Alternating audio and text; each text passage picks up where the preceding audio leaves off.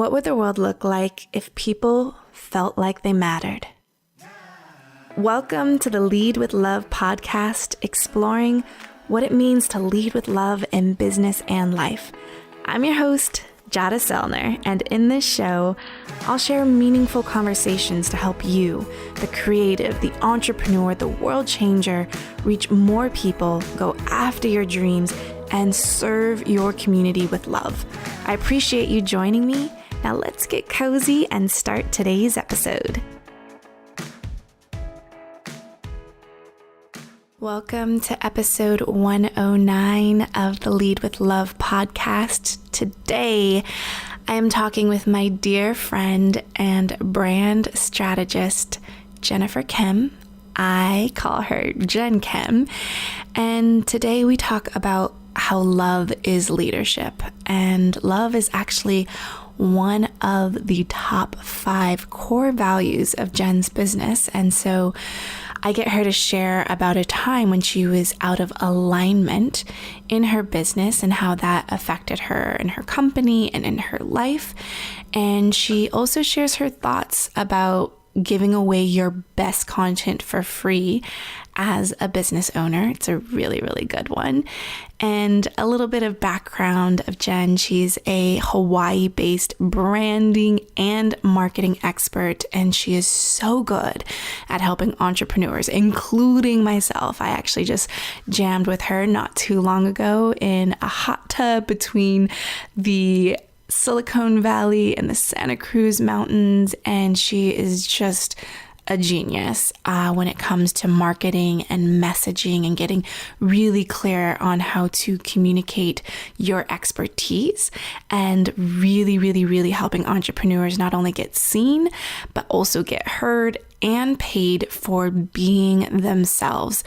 And one of the cool things that she's created is the master brand method, which is a super powerful framework.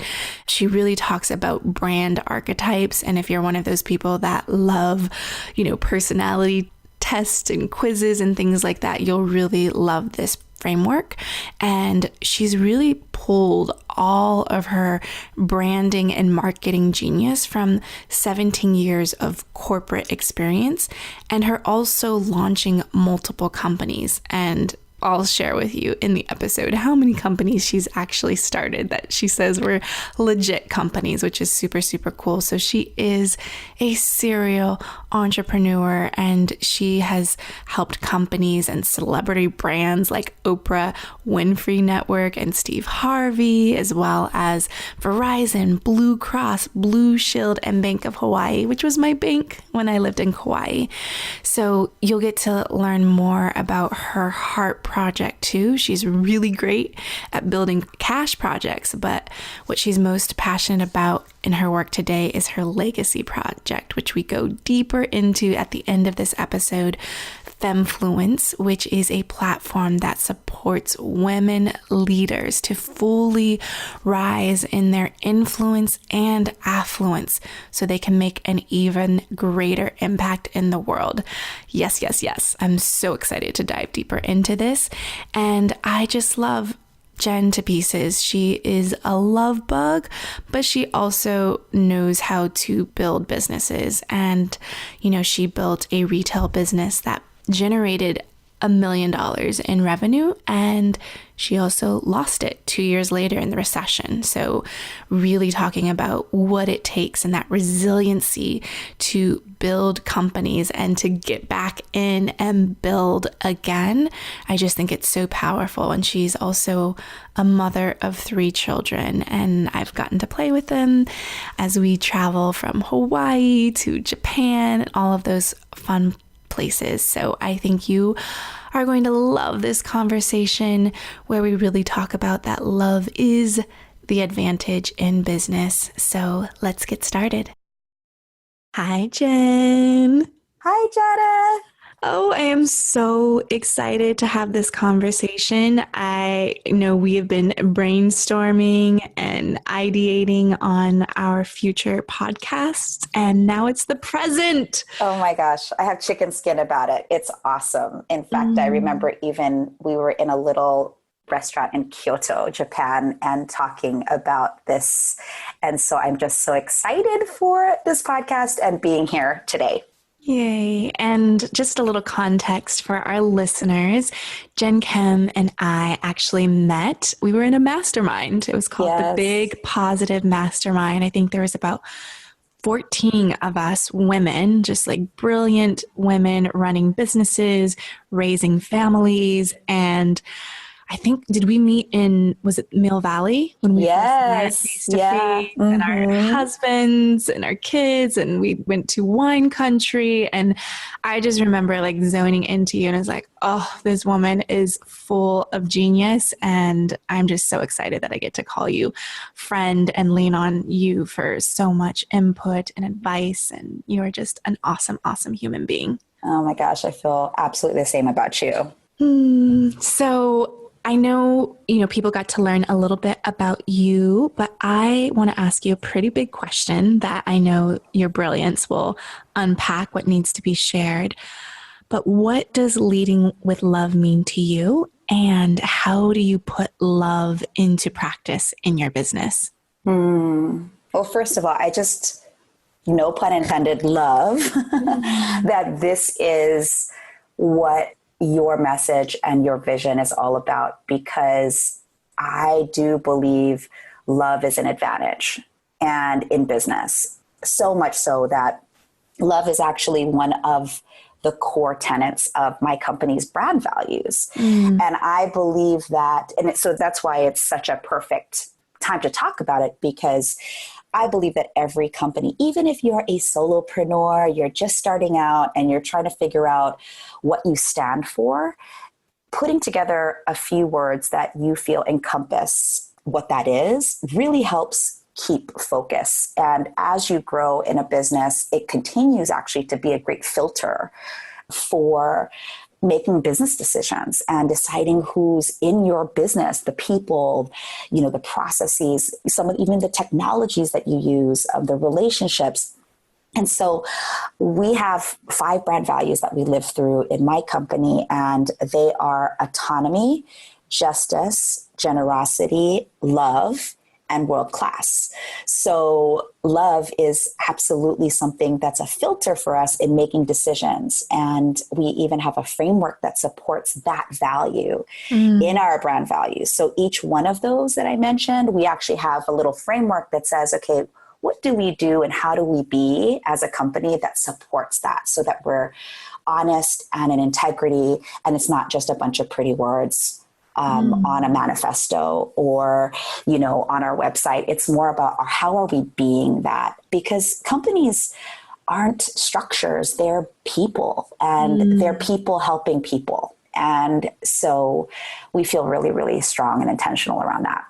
So let's talk a little bit about the love piece in your business and how you make decisions. So I'd love to hear 2 stories. One in how you've expressed love and made a decision based on love in your business. And then I'd also love to know if there was a time when you were, there was an experience where you were out of alignment with that love piece in your business, and kind of how you rebuilt from that perspective. Well, such a good question. Makes you really think about, especially the out of alignment one. I think that one of the number one things, is it okay if I start with that one first? Because I think that's the one that comes to mind. Because I think one of the biggest struggles of people who run businesses, people who have the courage to start a business and sustain it and grow it, and all the battle scars that come with being in the game of business, it's easy to forget how to keep your word with yourself. And I believe that's the highest expression of love. I believe that love is leadership, and leadership of others requires leadership of self. And the best determinant for me of leading myself is, have I kept my word to myself today? Have I done the things that I said I was going to do to help more people, live my brand values, be in alignment with the things that I want in my life? Because to me, business and life aren't separate. Business is a part of your life, and those that succeed find a way to create that alignment. And so for me, I'm a brand strategist, and I define building a brand as the entire ecosystem of how you make your company make others feel. And so that includes you as the leader, the people in your team, your clients, your vendors, right? Anybody who's supporting the entire brand ecosystem. So back to your question about when is a time that I felt out of alignment. So when I think about and I set up my day and my week, I'm always looking at what are the any things I can have this week, not the everythings, because that just spirals me out of control. It makes me feel overwhelmed. It makes me feel like I'm not doing good enough. And so I pick my anythings. And what that looks like is on Sundays, I kind of, look at what are the anythings I want. And that includes like, do I want to have breakfast with my husband every day and my children? In addition to how many sales calls am I going to complete this week? In addition to how many times is my team and I going to communicate? And so when I think about a time that I was out of alignment was just a couple years ago. I mean, there are actually quite a few times, guys. Just to be clear, like it's not like, but when I think about how it had a big effect on my business, a moment that had a big effect is I thought I was doing what I just described pretty well, but I was really like faking it. And what I mean by faking it is I really felt a sense of overwhelm. I felt like I wasn't giving enough time to my 3 children. And I have 3 businesses too, which a lot of people tell me is crazy, and I only have 1 husband. That's a choice. Just kidding. And just a couple of years ago, I was on that pinnacle, Jada, and you know this because we've been in each other's lives for now 3+ years, 4+ years now. I was on the pinnacle of deciding, like, do I want to grow this business? Because in order to grow something, a lot of times there are trade-offs that happen. And I thought I was doing pretty well doing it, but I really wasn't. I felt overwhelmed, as I said. I was starting to, what was starting to happen was morning breakfast wouldn't happen, but I would make an excuse like, oh, I have to get on the phone because all of my people, I live in Hawaii. And so all of my clients are on what we call the mainland, right? Like literally West and East Coast. And I would make the excuse like, oh, can't do breakfast because I'm growing my business. And I started to get grumpy and angry and noticed that I started to pick fights with my husband, which then started making me grumpy and angry on my team calls. And there was just like this domino effect, right? And I didn't really think I was getting grumpy because I was justifying it by saying, this is the stuff that has to get done in order to make this committed decision to grow this business. And if I had just gone back to, and as a result of that, I lost a couple of team members, which was like the first time that had ever happened to me, Jada. I thought, I've never had turnover. So I didn't understand that. And so it was a pill that I had to swallow. This was just about 2 years ago that my own not keeping my word to myself, bumped me out of alignment and then caused this domino effect where I was just I didn't realize how I was being, and it was affecting every stakeholder in the business and therefore not in alignment with how I run my business. So since then, with a lot of commitment I'm one of those people that really sticks to my rituals because it helps me stay clear and focused and not overwhelmed. That moment really helped me see. And even my husband was like, you need to chill, girl. You need to you are not happy. And is this what you really want? And I'm like, no, I'm very happy, right? I was in denial. Well, this is my focus the next 2 years. And he's like, no, you're not yourself. So for me, it was having people in my life that could reflect back to me safely, or maybe they didn't feel it was safe, but they loved me enough to be able to tell me, you know what, you're starting to this doesn't feel like what you said your vision is. And it definitely wasn't in alignment with these brand values that I talked about, right? Love being one of them. So I wasn't loving myself enough even to stick with my rituals, which helps me feel like I'm in some type of control of it. So that's the one where I was bumped out of alignment or one big one. Definitely every week it's a challenge to still make everyone happy and myself. Yes. Right? Yeah. Yes. Yeah. So So can you tell me a story, and I'm thinking even of a very specific time of when you applied the love framework, that value in your business and really I would love to hear a story around that. Yeah. When you're running a business, you're going to have, especially anyone who's in training, development, coaching, consulting, anyone where there definitely is not a widget for widget exchange, but a human to human exchange. We all are living through different lenses and worldviews, right? And remembering that in humanity, to me, is an act of love in business. And so specifically, actually just a year ago, I had an incredible client, and we were actually friends in our past life. And then she started a business, wanted to grow it. And frankly, Jada, I always get nervous about helping somebody in my business who knew me in my past life, not because, well, I had a pretty fun upbringing and stuff like that. I know how to get down, but also having that almost like that respect factor between both parties. And so where I had to make a love decision was she was actually not just going through some tribulations in her personal life. She was having some income problems. And, one of the things that, to me, an act of love in business, a framework that supports that, is that we always leave people with dignity in any conversation, in every interaction. And even when somebody can't pay, for example, like that month, we want a place where people feel very comfortable saying, I want to come up with a different way of working it out, or I want to negotiate something different. And so when this person, couldn't make her payments, for example, I think a lot of times, Business 101 tells you, have a policy, have a procedure for that, right? Mm-hmm.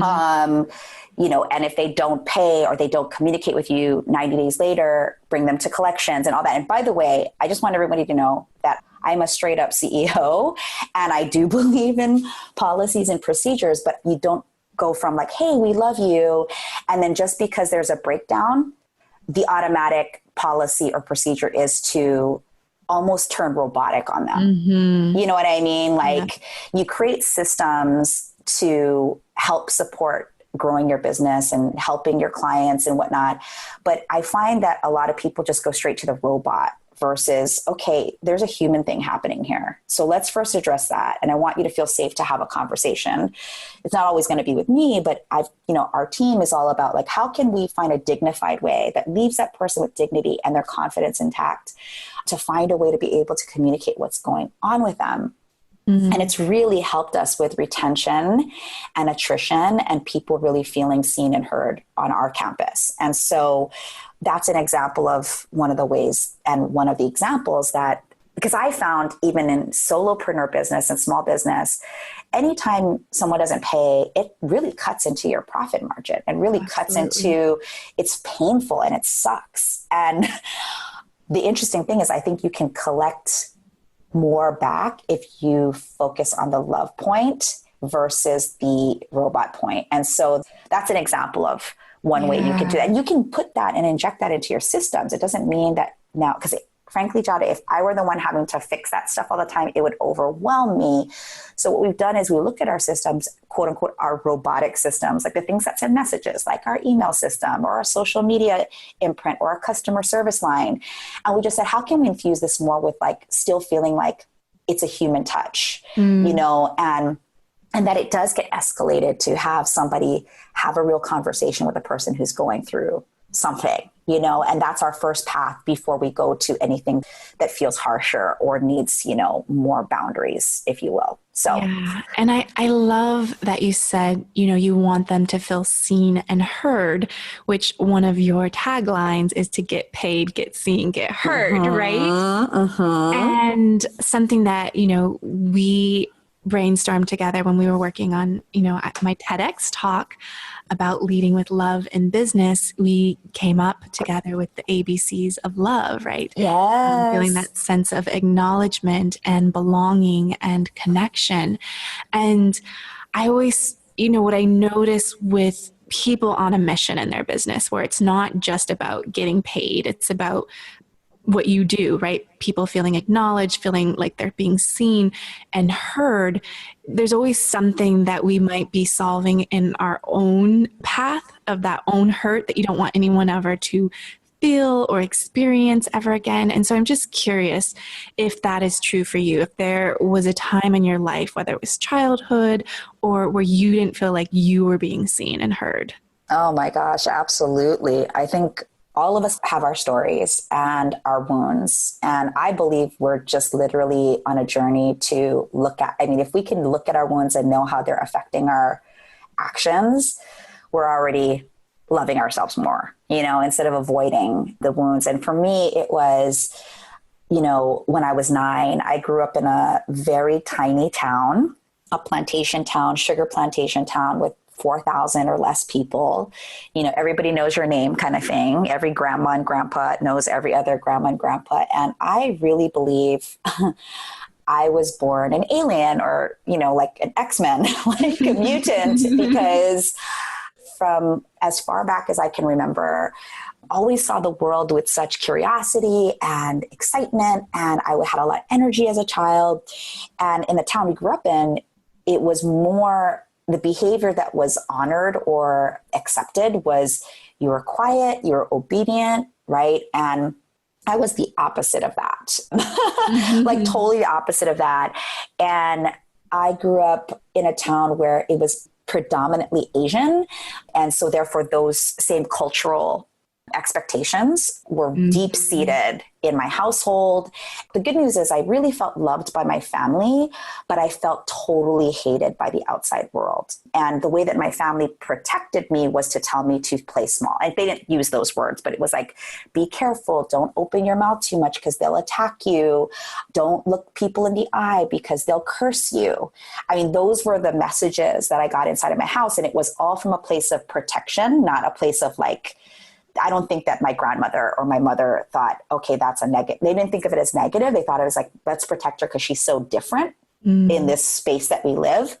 And of course, me being the rebel, like the sacred rebel that I am, I like didn't listen. And I'd go out and it literally, Jada, got me beat up, like physically, when I was 9, I couldn't understand why other girls didn't like me and they teased me. And I would play by myself on the playground because I would like live in this world of just my books. I went to a Catholic school where my mom thought she could protect me because it was like a private school or whatever.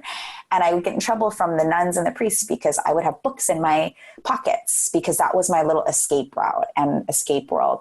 But it made me definitely even think more and fantasize more about what the big world could be. And so even to this day, that young 9-year-old girl who felt bullied and alone, it triggers me, like even in relationships, wondering, as I built my brand and built my company, will people really like me? And I think what's interesting, Jada really knows me because we're really friends in real life too, is like, people always say, gosh, Jen, you're so confident and you're so this and you're so that. And I am those things. I am very confident in what I know and how I help people. But that doesn't mean that 9-year-old girl inside is secretly going, if you open your mouth, you could get hurt. If you open your mouth, you could get rejected. If you open your mouth, people won't understand you.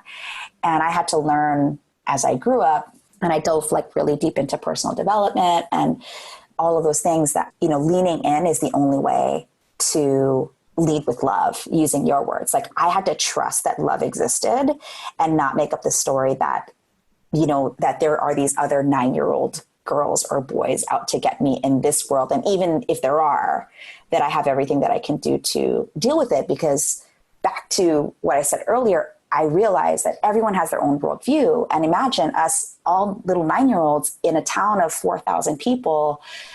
That's the worldview they live through. And I was weird and different, right? And they didn't know how to cope and connect. And as we get older, we learn how to cope and connect through our own leadership of self. I keep going back to that. Like to me, leading yourself is really how you heal those things and you lean into the things that matter, which are, yourself, your message and your mission. And I could never escape my mission and my message. There were days I wanted to. I was like, I don't want to have this mission, God. Like, I don't want this. Like, can I just be a normal person or whatever that means? Can I be that person that is happy in a 9-to-5 job?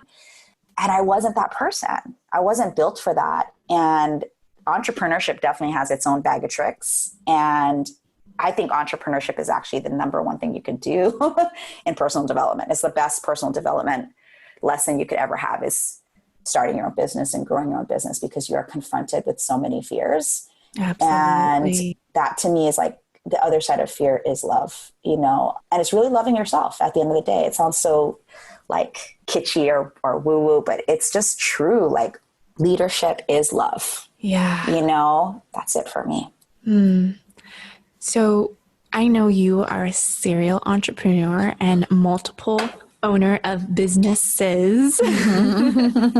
So what number of business are you on right now? Well, this is my 5th legitimate business, if you will. I guess if I looked back at when I was younger, I was that girl with not the lemonade, but Kool-Aid, that sold the Kool-Aid. I was that girl who resold my books. You know what? Remember I told you I have books in my pockets all the time? I was like, gosh, I could have been the original Jeff Bezos, darn it, I was totally trading up books. Even in the library in our little town, like there were books that I got access to because my mom would bring them back from her trips and stuff. And then I would trade off with my friends who were interested in books at the library. That's where I hung out a lot, actually, when I was younger. So I am on my 5th, what I call legitimate business, but I've probably done dozens of little things that I tried since I was 9. I love that so much. And Zoe, we go to this used bookstore. So she gathers all her books that she has and sells them and then gets like the newest bestseller from there. Oh my God. I knew I loved Zoe already, but now even more. So you're on your 5th legitimate business. And Right. I'm curious, what's been exciting and challenging for you in this 5th business venture? And how would you compare your approach to building a business today versus when you started your first, legitimate business? Well, just like everything else, I think there's so much wisdom in doing, right? There's a lot of wisdom that you can garner from books or resources, the Google, right? All the things that we have today. But to me, that's not wisdom. That's education, right? There's a difference between education and wisdom. And wisdom comes from being and doing. And so what I can say is that in the business that I am now, I think that wisdom is more than ever a superpower and an advantage. I tell people all the time, I'm not a spring chicken, I'm a seasoned chicken. I've been around. And so my approach is actually more empathetic than I was when I was green, because I've not changed my ambition. I am ambitious, but my ambition is more threaded or woven in empathy than it is with just pure testosterone fueled ambition. And I was that girl. I was the girl who, wanted to change the world. And in doing that, it was a lot of pushing and pulling versus, knowing and trusting my own vision, trusting my vision, and also just, trusting that even if I met adversity, that I had the resilience to get over it. And I don't know where that comes from. I think I was born with that. It might be that I'm a Filipino daughter of Filipino women who always showcase that. Might be just something cultural inside of me. But I do think that when I look back, I was definitely more motivated by numbers and the money. And I've never been the type who would what I call ruin or manipulate someone just for money. But let's just put it this way. I definitely had a more, you know what? There are winners and there are losers, right? I had kind of that attitude. And now on legitimate business number 5, it's more about, how can I find a win-win? And if the person doesn't choose in, it's not because I cut them out, or it wasn't because our business wasn't inclusive. It was because it was totally a place of true choice versus controlled or forced action. And so I'm big on true choice. To me, that's part of the framework of love that I talked about in our brand values. People need to choose in from a place of truth, not from a place of force. And so we're big on context over content. So all those other, what I call wisdom nuggets, is infused in the way that I teach, in the way that I enroll people which to me is sales, right? I call sales enrollment, like to me. And by the way, I also look at enrollment as you every day have to enroll your family, your team, and your clients into your vision. That's part of our number one job in business is enrollment into people, into our vision.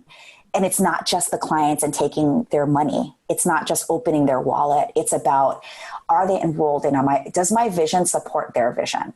And then with my family, hey, honey, my husband, right? Or my kids, having that present conversation of how, hey, I have to be gone. I just came back from a 13-day trip on the road. That's not easy. It's not like people think, oh, it's so glamorous, like going from coast to coast. I'm like, no, well, there's parts of it that absolutely fuel me and I love. And at the same time, I do miss and ache for my family. But because I have an enrollment conversation, literally, Jada, with them before I leave, which is, here's the situation. I'm going to be gone for 13 days. While I'm gone, when I come back, here's what I'm committed to, and that's an enrollment conversation so that my husband still feels seen and heard while I'm gone, and then when I come back. And so I think enrollment is a big piece missing in love, like, leading with love. But for me, it's one of the things that I super focus on so that I want my people that I love to feel loved too. I want that. I want it to be an exchange, just a one way. It's all about Jen kind of thing. So I know I answered it in a kind of roundabout way, but that's the Jen that's evolved in the past 5 to 7 years. That's changed in business. And you coach, you lead entrepreneurs. You have an amazing incubator for entrepreneurs. And I'm curious, from past, first business, Jen was leading with the numbers and the metrics, and you have an MBA from UC Berkeley. Like, your stuff. You are just like one of the most smartest business women, brand strategists that I know. And now it's infused with empathy and love and leadership of self. What's the conversation that you would communicate to someone who's just getting started in their entrepreneurial journey, who feels that sense of empathy, wants that leadership of self, but also needs to get paid, right? Needs the money. That part is important in building a sustainable business, but how do you not let those negate each other while you're building that empire of love and service, but also needs to pay the bills? Well, I'm going to say something that may be controversial, but who knows? I don't know. For anyone who's listening, is one of the most dangerous things I feel is being messaged out there, and this is my opinion, but is that it has to feel good for you to grow your business. I think there are parts of business that aren't going to feel good. And those are the parts, that's the initiation phase of growing your business. It's what, when you grow your business, I feel you're entering the entrepreneurial gym. Okay. You've got to put in the reps, right? To strengthen those muscles that are in atrophy. And most of the muscles that are in atrophy are marketing and sales, right? Which is what gets you paid. Okay. What gets you paid is marketing and sales. And if you pair that with these infusions of empathy and being, right? While you're doing your marketing and sales, it starts to balance or align the delivery process, which can also feel crunchy and hard, right? So I don't believe in hustle. I believe in hustle and flow, and that the ebbing and flowing of getting what you need to do. Like, Jada does, I'm sure you talk about it on your show, but Jada, when she's in co-working mode and she's like down, she uses, Pomodoros, right? To get stuff done. Everyone needs that sense of what I call like focused doing. And that doesn't always feel good, right, Jada? Like, I got this deadline. I got to crunch it out. And it doesn't feel necessarily good, but you're doing it in honor of the bigger vision that you have. And I do believe that's the recipe. Like, there is a recipe for business success, and it includes hustle. So if you're one of those people that has bought into, in my opinion, like hustle is not required, I don't believe that. I believe that you do, but if it's intentional hustle, if it's hustle in the service of your mission and your vision, then it starts to feel more like play. if you can just shift your frame and your mind around it, right? Yeah. Instead of it being like, oh, here are the crunchy parts of business that I hate, asking for the money, or, or doing, even setting up marketing systems. Everybody, like most people I know, don't love that part. Like, ew, here's the tech. Oh, why is the technology in the way? And what should my social media messaging be about? And all that stuff we stress over. But that's the gym. Like, I don't like waking up early and going to the gym, but when I'm done, I feel freaking great, right? Like, the completion of it feels really great. So, I think just being honest about the fact that you have to enter the entrepreneurial gym every freaking day if you want to grow your business. And there's a way to infuse you. And I think it starts with your brand values, like, and establishing what those are, so that on top of the muscles that you're building, right, to become better at marketing and sales and operations and systems and, all the things, when you're new, I'd want you to focus on first accepting that it's a mindset thing. It's mindset over mechanics, right? Mechanics are the things that build the car or the automobile that drives your message, but it's not the message. Like, your CRM system, your email system is a delivery mechanism. It isn't your message.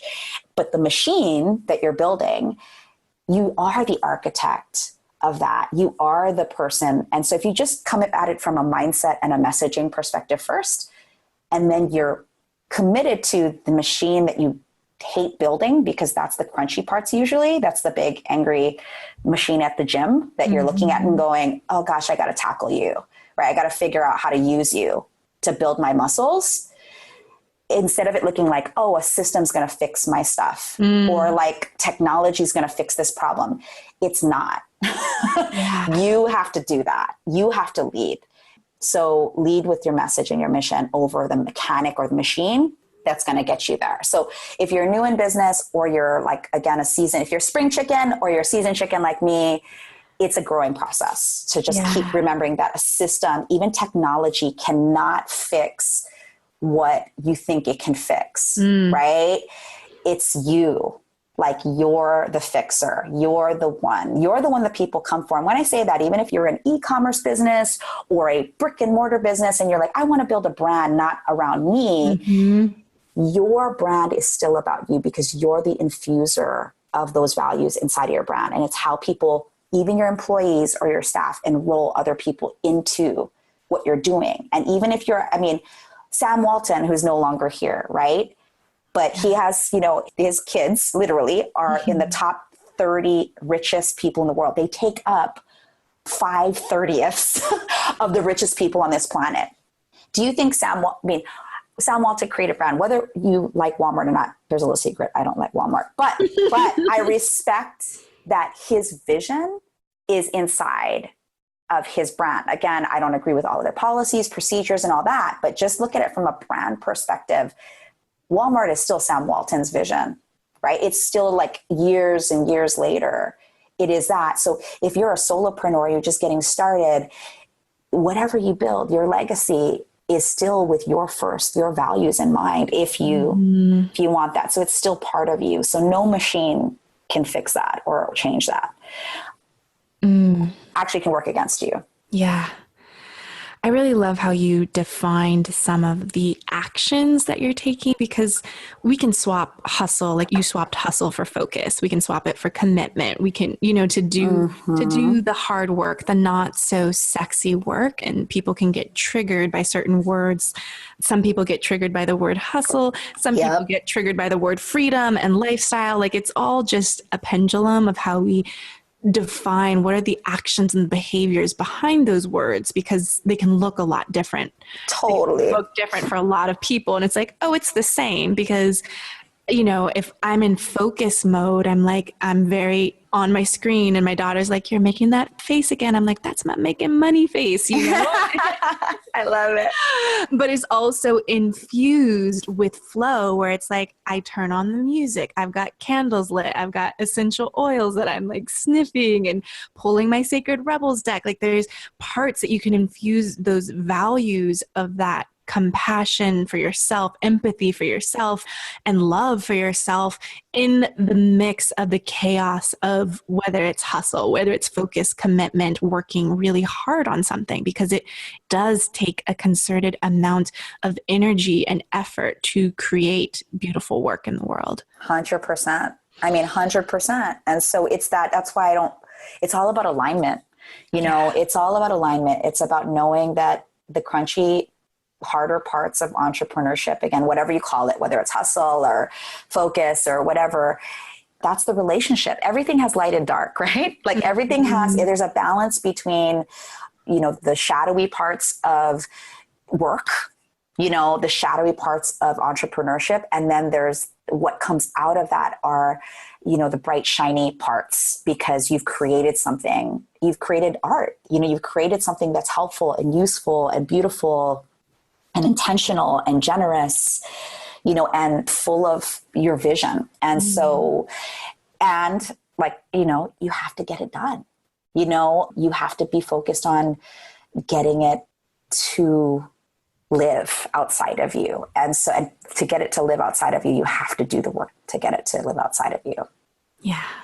So I'd love to know, because you're so great at infusing that brand experience into your vision and what you create and build, what are some of the key ingredients that you've used in building your own community today? And, the online space is constantly changing and shifting. And I'd just love to hear about what you think you've done really well. And if there's anything that you've tried that didn't work so well in terms of building and nurturing your community.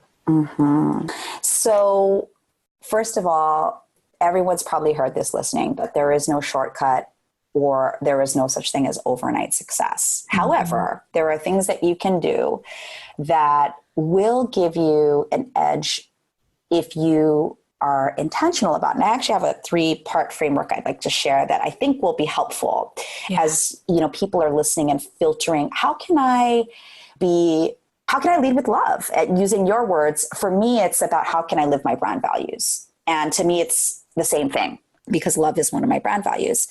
So I have a 3-part question I ask. And the questions that I ask are, have I met with intention? Have I tapped that domino?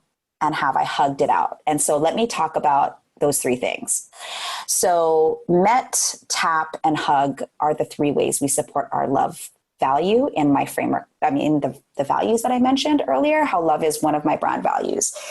MET stands for moments experienced intentionally.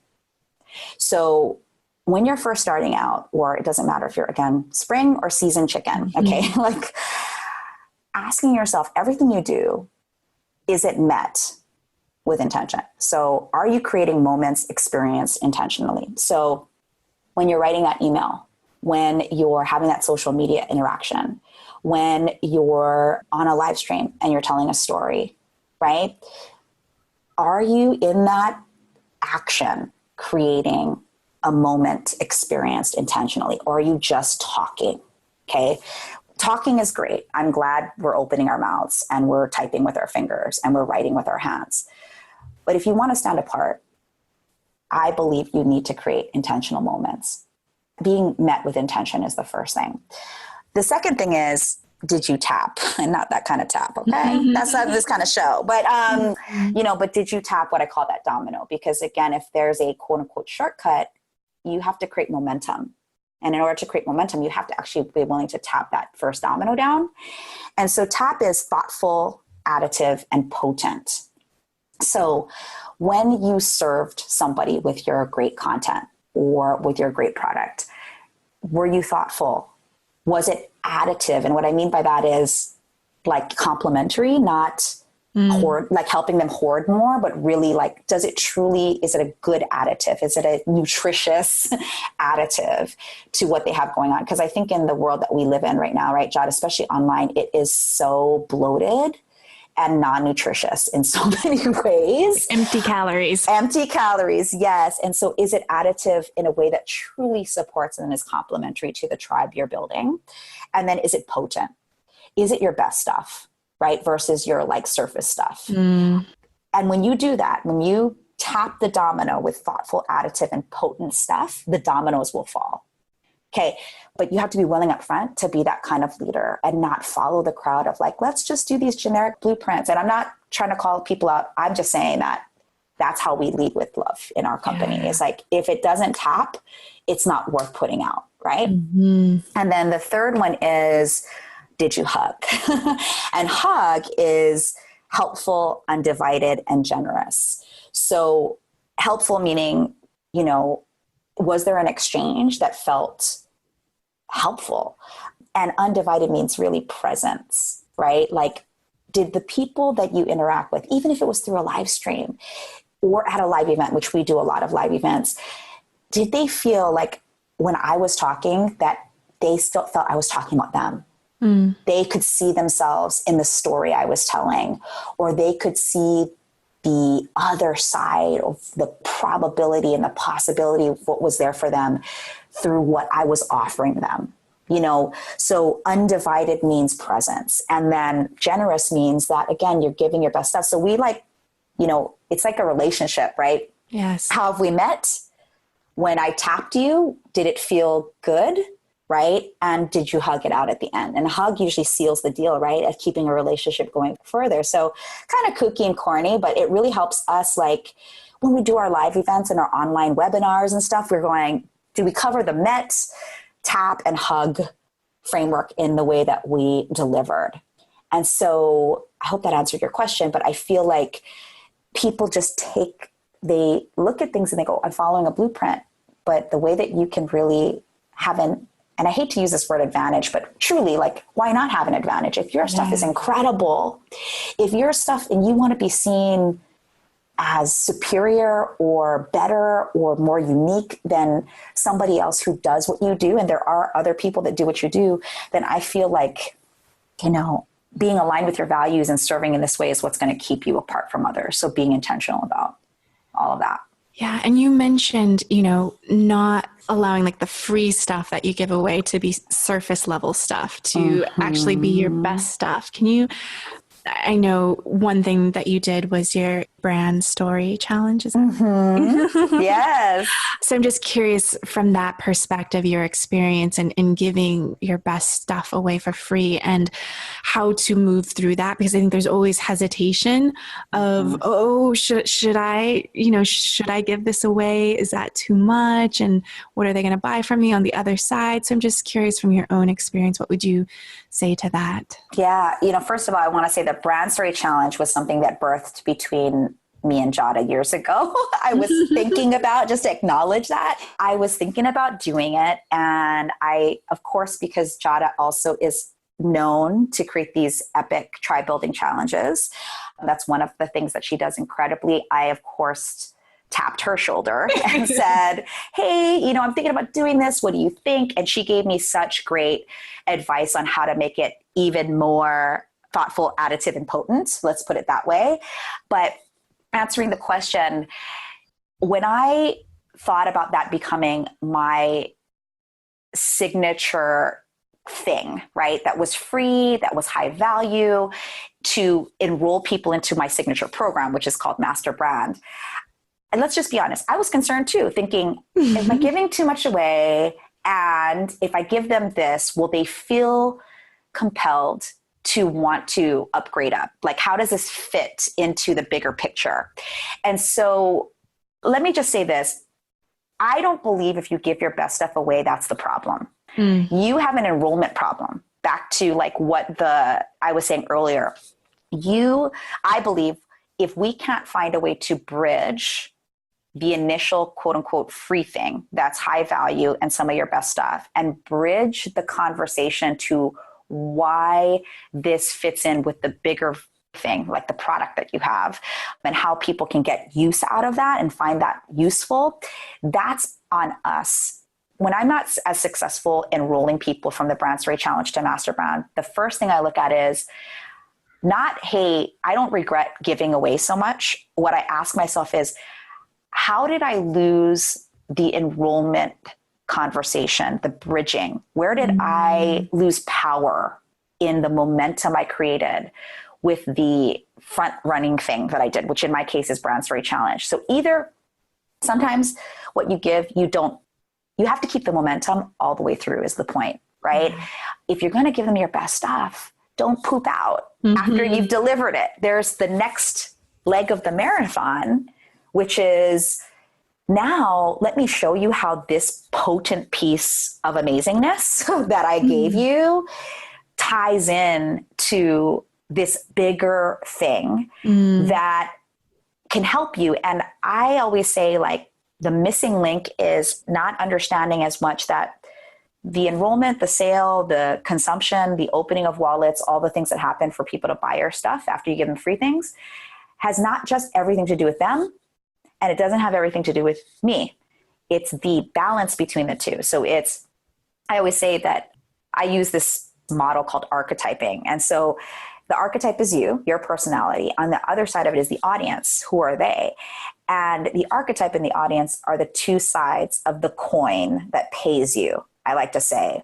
And a lot of times what happens after we give our free stuff, we've given so much to the audience, we've lost ourselves in the equation. And we're pooped out. We're tired, right? So like, we have to remember that it's an entire sequence. Yes. All the way through. And we usually go, oh my gosh, I did this free thing. And now, oh God, now I got to sell them something. It's like that kind of thing, right? So we kind of like, we go, and I just want you to see it as an entire organism. Like, your free thing and your paid thing are one thing, not separate things. No, I love that. So the thing that's coming up for me, because I think we can both speak in like analogies, is like a 3-course meal, right? Mm-hmm. So, and we're talking about like seasoned chicken, you get like the entree, but you want it to be so good, but not where they're so full that they're not ready for dessert. And actually, but you want it to be full of flavor, so yummy, so delicious. And you're like, what's next? You want more of that. You want the next course. And, you don't go to a restaurant and they're like, oh, no, sorry, we don't have any dessert for you, So I love that, really looking at it as it's a whole thing, not compartmentalizing these into individual pieces. And I know you talk so much more about that. I'm definitely going to link to you in the show notes, because the way you have a whole system around L1s, L2s, and L3s, which is so beautiful, where you tie all these pieces together. So I'll definitely link to Master Brand and your free offering so people can soak up more of your goodness. Thank you. Love. I know we need to wrap up, but I'm really curious, what is your why right now? What is that vision that you're moving towards, that you're enrolling people into now? Well, that's such a great question. It comes back to autonomy, justice, generosity, love, and world class.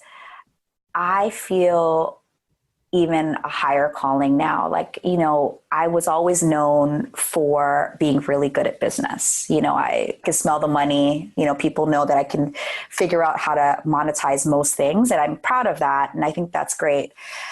But in the past 2 years, especially, Jada, I've been really going, how can I use that superpower to help even more people? And especially people like me.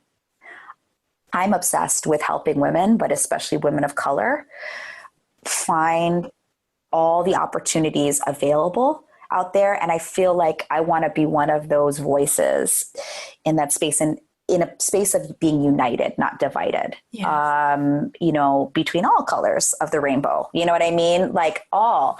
And so my next thing that I feel is my legacy work is the concept of Femmefluence, which is helping women gain or rise into their influence and affluence. And I believe that women who create their own economy, which feeds my autonomy, highest value, will do great things to help heal this world. And so for me, that's really, all roads are on that path and leading to that path. And when I'm 6 feet under or whatever I decide to do in the ether, I want one of the things that my daughters and my son remember about their mom and after them, that, I was on a mission to help unite women in this kind of way. And so, and back to my 9-year-old story, Jot, of being so afraid of other women or girls, it's healing a part of me that I've always wanted to heal. And so all of it, using quote unquote my business superpowers with,